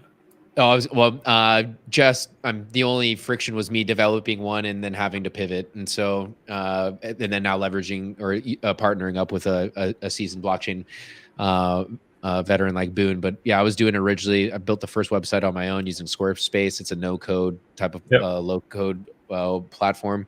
But to your point, that's why I'm, as much as I would love to rush it, I'm dependent on engineers and it is what it is. Yeah. It takes time to code things. That's really, unfortunately, how it works. And then you've got to test it and you've got to verify and then push it and then make sure it still works. And did you guys land your first transaction yet for Syndicately, or how's that going? Yeah, we've run we've run a bunch of deals across the platform, but Nice. not end to end. So hopefully we'll have all the functions, because there's a lot of different components within an SPV that you have to be able to do to automate and do it end to end. So, at Link2, you guys probably have personnel there, or did have personnel there that specifically do certain jobs, right? They'll follow the entity, they'll follow the Reg D form. You probably have set up bank accounts associated with each one of those entities to be able to aggregate the funds and then deploy those, or hold them, for the shares that are being sold to the individual investors across that platform. Because at Link2, they would go out and acquire it, buy it themselves, wholly own it, and then sell the shares in that back to the investors. As a broker dealer. Yep. Yeah. So they're always the GP on the deal. Link2 gets the final decision on anything that actually happens with the shares. But you're sitting as a shareholder on their cap table that represents a certain amount of underlying shares. You're not. I mean, you're listed on the as an SPV holder, but not on the cap table. Yeah. Oh, so it's kind of like phantom equity until there's actual liquidity event for the assets. Till there's a liquidity event. That's correct. Yep. Yeah. Yeah. So that was something that I talked to. Still I'm a customer. I'm an investor on the platform. I communicate to others on the platform, and some of them whales were I guess under the impression that they actually owned the equity. Yeah, but there's been the countless times that was marketed that, even in the documents and the terms and conditions, it identifies. And so, I made sure that I read those front to back after my first transaction. I think I even did it before, near certain I would have. But ultimately, for the amount of transactions I've done, even if it's $5,000 for me, that's a significant investment, and I'm going to read something front to back. And so I think you got to do your research, help mitigate risk, understand what you're putting your money into. But at the end of the day, nothing's a sure win. And that's where I think, as much as people want to, as passionate as we are about the things we believe in, we could be wrong or just swayed by our own ego or perception, and it is what it is. And so that's why ultimately I think just not getting derailed is a skill set in its own, and then also but a quality that can't be overlooked, because at the end of the day, life's too short, man. And I don't want to let some of these external factors that I can control derail me from just. Yeah, you got to keep pushing forward. We all make mistakes on stuff, or don't read things and look back and wish we did something different. But kind of learn from it and then do better on the next one. So that is the best learning is, unfortunately, when you fall down and scrape your knee. And so and for me, it's right now it's figuring out my value, my worth, how much am I supposed to charge people? Am I giving the house away? But I'm getting my hands dirty, and that's all that matters. Because of that, I'm learning and figuring out how to sharpen my tool and get to a place that I'm more content, because right now I'm still hungry. Got to dial some things in. Got to finish this website. There's a lot of other things that I need to be doing as well. So, but at the end of the day, I'm just stoked to be on this call with you, Jake, because I think you're a great guy. Got a lot of love for you. Got a lot of love for you and Max. And I respect you guys, because this is not an easy endeavor what you're trying to do. What we're doing right now is a first of its kind as well. I'm messing with StreamYard. There's Vimeo. There's all these other platforms, Riverside. Some of them have this feature, that feature, yada yada yada. This one has payments. This one doesn't. All of it is it's been a great experience. The journey has been rewarding and fruitful. Is it scary? Sure, but I like I mentioned, I have faith that we're doing the right things. We're taking the right steps. We're taking the right measures for the benefit of our families and ourselves, and that's where I would rather just kind of stay focused and reside mentally. I think when we're on our pursuit of passion and doing things that we've, made decisions on for our own and fighting for what we believe in, I think things are occur and synchronistically or serendipitous, whatever the word is, excuse me, serendipitous. Serendipitous. Yeah. There we go. Things just occur and click and the universe, it brings things to you, man. And I've told this story before, but when you and I first met, right? I would not be where I am today without Ray Fuentes. Just so everybody here knows. I appreciate that, Jake. I think you would, maybe I'm holding you back. You could have been even further. I think so, man. The first time I met Ray, James Rule posted on Twitter, and I'm like this, same as everybody else. I'm like sitting in the background. I'm watching these guys on YouTube. I'm excited about, what they're doing. I'm watching their content because I'm learning, right? So I see that he's coming to Dallas for the Link to event that you guys are putting on here. And I had, the capability to swing in that day to meet with the client. And so I pinged James and I'm like, he's not gonna get back to me. Like, why would he message me back? But sure enough, he takes the time out of his day to message me back on Twitter. And he's like, yeah, come grab lunch. Come do breakfast, something. I don't know. Yeah. I don't know what it is, but we'll catch up. I'm like, okay. And you know how James is. He's just a normal guy too. He's cool. Yeah. Anyway, so I went over there and we had breakfast together and you sat down and we just kind of chopped it up for about an hour. And I paid for breakfast with my, Global ID XRP cashback card. Yep. That's right, man. And then, just kind of kept in touch. And then when Jimmy was looking for people for the red folder committee. Yes. Yeah, you pinged me and you said, I'd really enjoyed the conversation with you. Do you know anybody else that would be, game to participate in this deal? And so I kind of put it out to my network, and that's really kind of the beginning of Max and I's relationship also. No way. Yeah. So that's what I'm saying, man. Like, if I hadn't met you and you hadn't asked that question, and then the domino of events that have taken place in my life since then, very cool.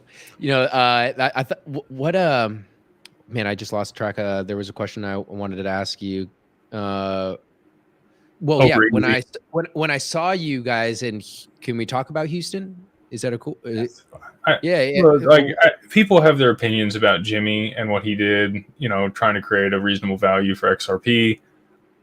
I don't think there was anything ever malicious there. I think that he knew that it could be taken the wrong way, and that's why he kind of kept it on the DL, when we were doing it.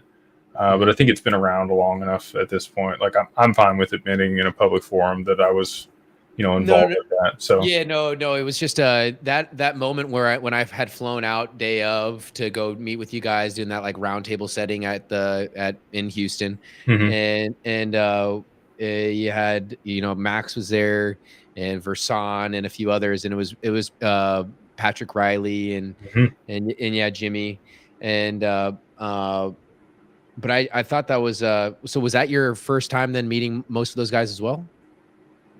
Yeah. Oh, okay. Yeah. Wow. Yeah. It was I showed up late, so I was like, oh, you guys must be like a family, and I was coming. I've never met a stranger, Ray. I get along with just about everybody, but that was the first time I had met any of those guys. Yeah, no, I saw Jimmy at the Quantum Summit, spent quality time with him and Molly, in exploring some endeavors with them as well. I'm hopeful that I interview Jimmy next week. He wanted to come on the channel sooner rather than later, but I think we might be in the same environment next week, and so I'll probably throw my microphone in front of him and do that, and some others. I'm still supporting some fintechs in the industry, and so I feel like I'll end up in either the same room as Link 2 or others, and I can't wait because as mentioned, I'm a I'm a shareholder in their platform. I'm rooting them on to the public markets, and if I can help them in any capacity, I will, because they're all good people. Yeah. And they're fighting for what they believe in. I get it. And maybe one day I grow into something. If they ever need my services, we'll have those discussions. But ultimately, I'm just thankful for the ride that they let me share with them, and it was a great experience. Man, Joe Endoso, their CEO, is an absolute wizard, and he's a very smart man. There's some really talented people. Their chief strategy officer, Karim Narani, he's a great guy. What do you think about the company that they're doing the reverse SPAC with? So for people that don't know what a reverse SPAC is, because I had to look at this too, because I'm always used to a SPAC. So a SPAC, it's an acronym, but basically it means that a public company would acquire another company that's private, but would then take their name to the public ticker. And the way that this is being done is a reverse SPAC. So the acquisition's still taking place, but Link2's name will not be moved to the ticker. It'll still be the other company, but they'll have that line of business that Link2's created. And they are they're a mining company? Is that? No. Well, good question on. So it's BCSA, Blockchain Co-Investors Acquisition Corp. CEO on that was Lou Kerner. Lou Kerner, founder of Crypto Mondays. I've spent quality time with him, and I believe Matthew Lemurl, also part of that outfit. I believe he was the same gentleman that helped create iShares, which was then acquired by BlackRock. So these guys are and then they're very seasoned, highly decorated individuals that are. So I got to brush elbows with these guys at a Link2 event in Portugal when I was out there in 2022. Met them, I sat next to Matt. I've talked to Luke Kerner every once in a while, still to this day. They're great guys. They are passionate about Link2, so I know that it's in good hands. Yeah, man. And everything's, I think, strategically led up to this moment. I think it's a beautiful route that they're taking. That's strategic and direct. Well, there's a lot of negative connotations around SPACs. What I thought was really interesting when I was looking into some numbers, like for 2021, for instance, when Coinbase went IPO, during the last real bull run, for the day that it topped. Couldn't have picked a better day. Yeah, the day it topped, and really it was like only Bitcoin that ran. Dicks. Just kidding. Love you, Brad. But anyways, yeah, it was just. So I'm thinking we might see something like that occur, and if we're going to see a digital asset company go to the public markets, similar to like Coinbase did when we saw BTC, I'm thinking it's going to be either a Circle or Ripple. I'm thinking Circle, but we'll see. And so, I think. Yeah. Well, you want the markets to be frothy, right? Like you want exuberance from investors. You want anticipation. You want all those things because it's gonna drive the speculative price of your stock and more liquidity for your investors, right? And the people that are on the cap table that have ridden it out and stuck it out. So, yeah, I don't blame people for that. I anticipate it, and I want that. If we ever take anything public, that's exactly the environment that I would like to put it in. So a frothy market, a bunch of liquidity, money sloshing around. Maybe pivot on interest rates and some QE here for the second half of the year. I think that would bode well for Democrats if they did loosen up a little bit here toward the election. Give people some breath back and a little jingle in their pocket. People tend to vote a certain way.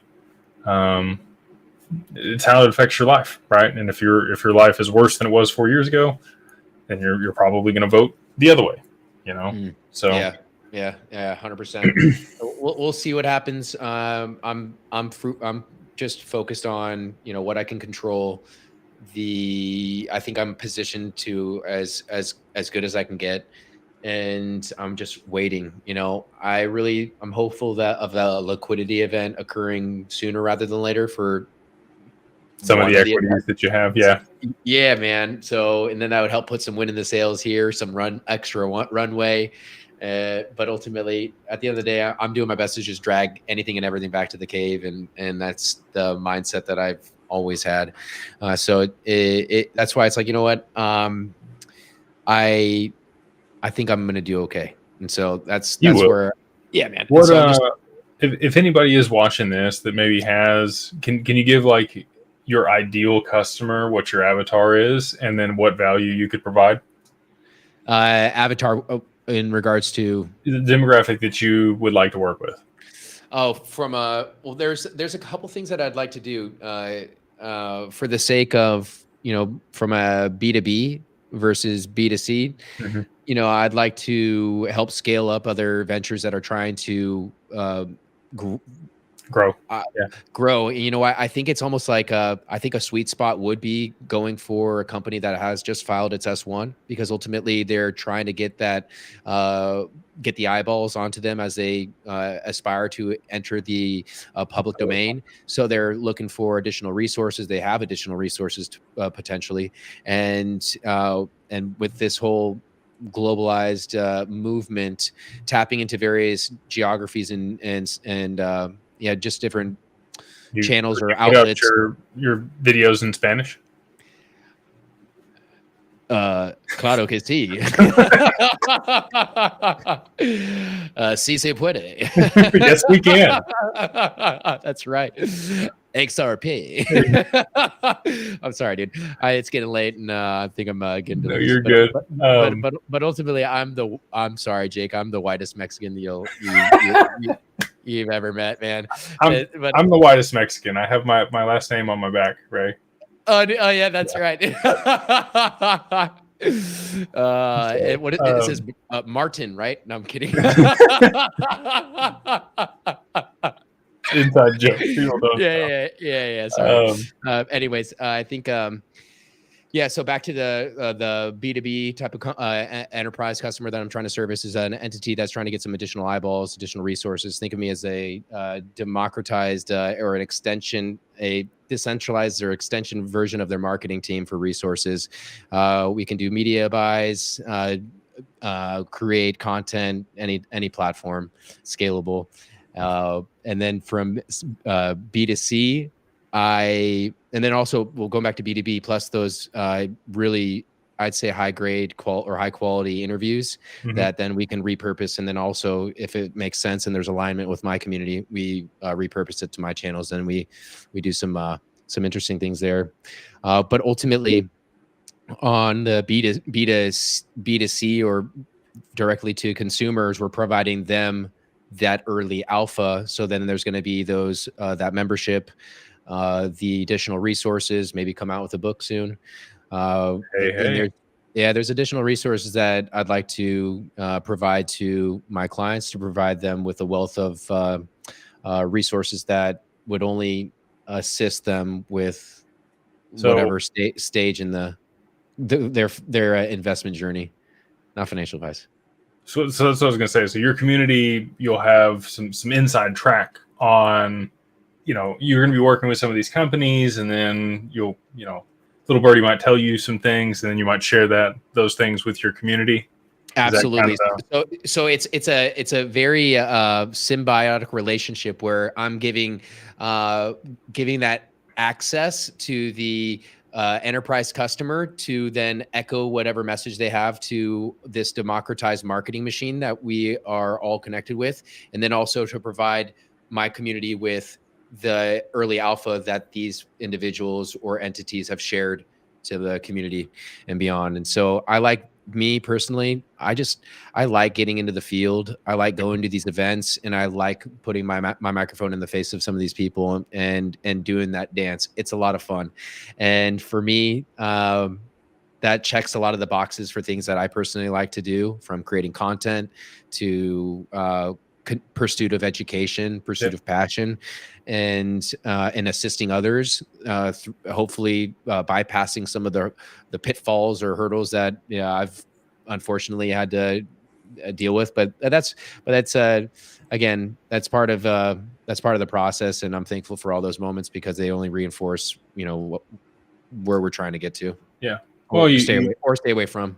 Live and learn, and then you're able to pass those nuggets on to other people so that they don't make the same mistakes, right? Absolutely. And so I there's like you, I'm very impressed with I aspire to develop a proud community like you have on Substack. It's mind blowing how proud of an audience you have. Like DAI and Brad have done on YouTube. I'm aspiring to do that. I think there's going to be some really great things coming through my channel that are only going to help those gentlemen or all market participants, because with that early access of alpha, that is, I'm sure, information and data points that would only help those in the ecosystem as well for repurposing and things of that nature. So I think, as I get in the field, it only helps others and vice versa. Yeah, you're able to share that content, and then they can push you and promote you, and that's exactly right. And so, you got the download at CoinAlts last year that you put out not too long ago. Yeah, a little late, but well, that's okay. I think it was still very relevant for people. Yeah, they were trying to shut Ray down. Who, CoinAlts? Yeah, man. That was a good experience, and that was very interesting, from listening to Coinbase's chief legal officer, to Brad and Jack McDonald being up on stage. Are you going to Swell?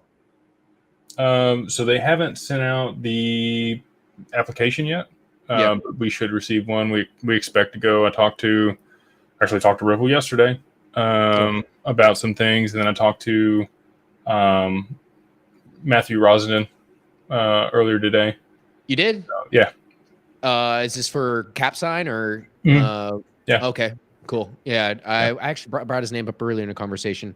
To your point, it's like, I think people, he's not at Link 2. I had a wonderful opportunity of spending quality time with Matt. He's a really good guy. Yeah. We grabbed lunch in San Fran the last time I was up there for TechCrunch, but anyways, we were just shooting the shit on life and what was going on, and I think he might have already left, or not left, but just served his purpose. And to the point, like, that's what we were discussing in a previous call, was just like, for me, or even earlier, where I served a purpose, he served a purpose, and then he goes to the next one, and then pretty soon, he's like the former CEO of Link2, Bill Saris, where he was working for who's the parent company of TurboTax? It's not QuickBooks. No, Intuit. There we go. Intuit. Yeah. And let's just say he was a decorated developer there, earned his stars and stripes, and then launched his own call it law firm, like most attorneys do after they've gone through the ranks and start their own firm. Same rules apply, and they create a platform, figure out what they can do with it, and this could be, this can democratize access to the private equity market. And I mean, amazing, wonderful technology, wonderful opportunity, wonderful community, and I'm thankful to still be. I got their colors on the background, or right behind me on my desk, and all that jazz. But, anyways, are you turning the TV off? Shut it down, Ray. Bro, God, we're just getting started. But anyways, it's been a pleasure. Before you go, how's your team doing? We're good. Yeah. Like I said, going to scale up the marketing side of stuff once Syndicate League gets going. So we may chat with you on that. And then everything else is cranking along. Family office is doing good. Clients there are good. This gentleman right here has mentioned that he wants to get going with DWP. So that's the wealth management firm that we've established as Digital Wealth Partners. So super excited to be able to get people return on their XRP and hold it in qualified custody and be able to generate yield, have insurance on it, make sure that you have recourse, know that your funds aren't being rehypothecated like they were, for Celsius or FTX or any of the other bad things that have happened in the space. I just, a lot of the stuff that I've been able to build has been selfish. If you solve problems for yourself, then you can take what you did, and then just solve it for other people that have the same problems. So, pumped about that for the firm. And go ahead. No, that applies to the book that you had with what's the gentleman's name? YouTube marketing with not vertical. Do you know what I'm talking about? He's got the accelerator company, or not Hamza. You sent me a book. It was great. It starts with the H.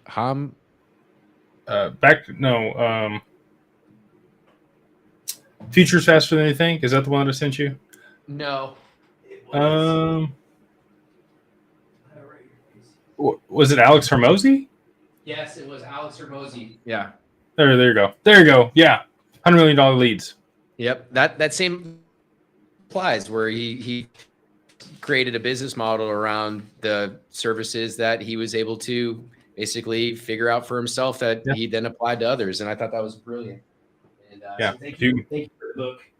Solve a problem that other people have a hard time with, and then it's able to generate them revenue or create value in their life, and that's and what I thought was also beneficial was how he almost used Twitter as his test bed, and then would push the quality content from there or repurpose that as to the other platforms. If it was trending here, he's like, okay, this worked. Then I would put it in the long forms or do things like that. So I like how he had a system of how he would experiment with various communities within his domain and then push it to whichever funnel that. Yeah, he does a lot for like split testing ads and things as well.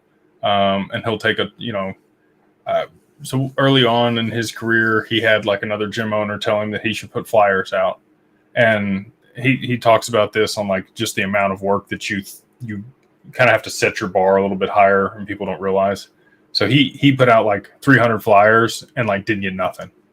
And went back and told that guy, and the guy was like, well, you didn't put out enough. We run our test with 10,000, and then if it works, we put out like 500,000 flyers. And he was like, oh, like that's a way larger number than I realized, and no wonder I didn't get any type of return on it, because I didn't do enough to be able to generate enough return. But yeah, Alex has, and again, if you guys don't follow Alex Hormozy, if you're into business, if you want to learn about all the boring stuff that actually matters, like LTV to CAC ratio and the different types of marketing, him and Layla do a really good job of explaining all that on their YouTube channels. I found him when he had like 2,400 subs on YouTube. No way. Yeah. And I messaged him like on one of his videos, and I was like, bro, I don't know how you don't have hundreds of thousands of followers on your YouTube channel, because this stuff is gold. And then sure enough, we're here 2 years later, and he's got like 5 million followers on. Man, that is just motivating for me, because I got 2,400 right now, baby. Woo! Where you at, Alex? Pump these pythons up, baby. It's all good. But anyways, I appreciate that, and gives it's a great resource. I appreciate you, Jake. Absolutely, brother. All right, cool. Hey, I don't want to keep you. I know it's getting way past your bedtime. Yeah, it's past my bedtime. I'm an old man now. But if you want to know, let people know where to find you, what your socials are, and again, go follow Ray on his YouTube channel. So, yep, YouTube is at Ray Fuentes TV. We've got Twitter. It is Ray_Fuentes 1111. That's 1111, because I feel like when we're playing in this sector, we're here and we already have the ability to build our own luck. I think that's what if we have all the resources to be dangerous, especially in this new and emerging economy. And so I'm here to take what's mine, and I'll build my own luck. Fight that flag, Ray. That's right, baby. Whoa. Yeah, the 1111 flag. Let's see here. So that was Instagram is Raymond Ross Fuentes, full name. Website, rayfuentes.io. Shoot me an email, contact@rayfuentes.io. I'm happy to answer any questions you guys have. I'm always online. Don't tell the wife. But I'm here for you guys. I'm happy to help. Jake, thanks for having me on here. It's been a pleasure. It's always a privilege. I've been watching you and Mick doing your exchange. Congratulations. He's a great guy to have on the squad. If you guys need any help with Syndicately, let me know. I'm happy to help, or with anything else. If you need a spotter, that's cool too. I tore my pec the other day, Ray. I haven't even told anybody this. Yeah, I was doing my normal close grip bench press, and okay. Is it just sore? It was like it tore, and I was like, rack. You know what I mean? So I didn't have the whole like bad tear, but yeah, I'm getting old. Like that's like the third or fourth tear I've had this year and never in my life have I ever torn anything before I turned 32.